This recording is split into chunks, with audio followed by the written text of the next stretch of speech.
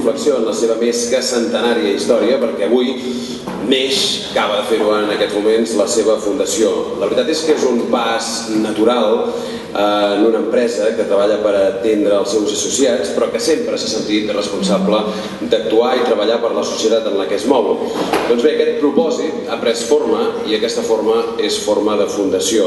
Una fundació sense ànim de lucre que impulsarà programes que puguin beneficiar el conjunt de la societat i amb el punt de mira posat especialment en l'àmbit en el que està més especialitzada aquesta mutualitat, que són els conductors, els cotxes, el trànsit, tot allò que envolta el fet de conduir. Justament el primer treball que ha impulsat la Fundació i que els presentarem de seguida parla de tot això. És un estudi sobre hàbits de conducció. El títol és prou clar. Com es veuen els conductors catalans a si mateixos. Ja veuran que les 1.500 entrevistes que s'han fet donen un retrat força acurat del perfil del conductor català i hi ha algunes conclusions que també ens haurien de convidar a la reflexió. Després en tindrem tots els detalls. També coneixerem l'esperit amb què neix la Fundació, els objectius que es planteja a partir de les explicacions que ens aniran donant a continuació els seus responsables. Comencem doncs per conèixer més detalladament la raó de ser d'aquesta Fundació. Ens ho explicarà el portaveu de la Fundació, el senyor Antoni Balcells.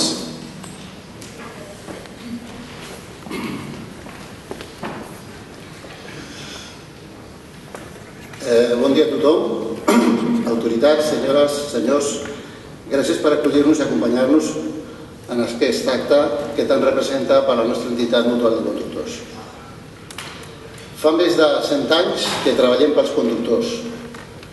Ens mou el mutualisme, un concepte arrelat a Catalunya des de fa dècades i que ha sabut evolucionar a mesura que ha anat canviant la societat a la que fa un dia.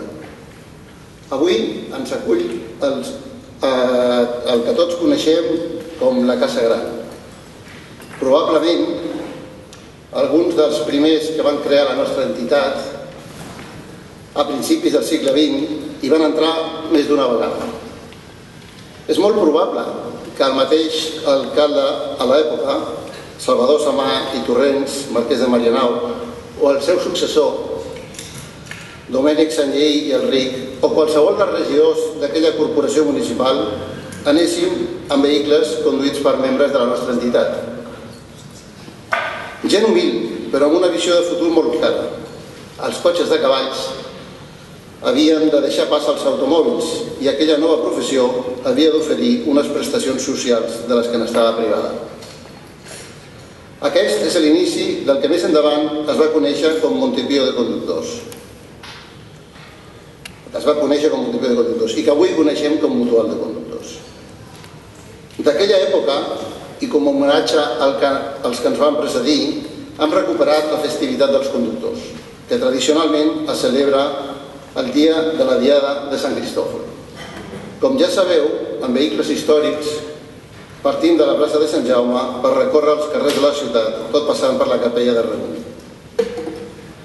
De la mateixa manera que aquells conductors de 1906 van fer un pas endavant, la nostra entitat en fa un altre, creant la Fundació Mutual de Conductors. És la nostra aportació al món de la conducció en aquest nou segle.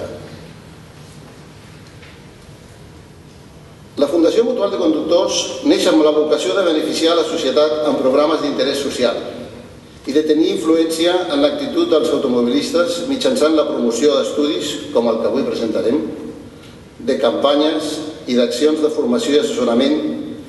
Tot això tenint en compte els objectius de la Fundació, que no són altres que la defensa i la divulgació dels drets humans, la promoció i el foment de l'educació en els valors que configuren la societat democràtica des del respecte a la persona i a la solidaritat, considerant especialment les relacions humanes en l'àmbit del tràfic viari i de la conducció de vehicles, així com els efectes que es puguin derivar dels mateixos.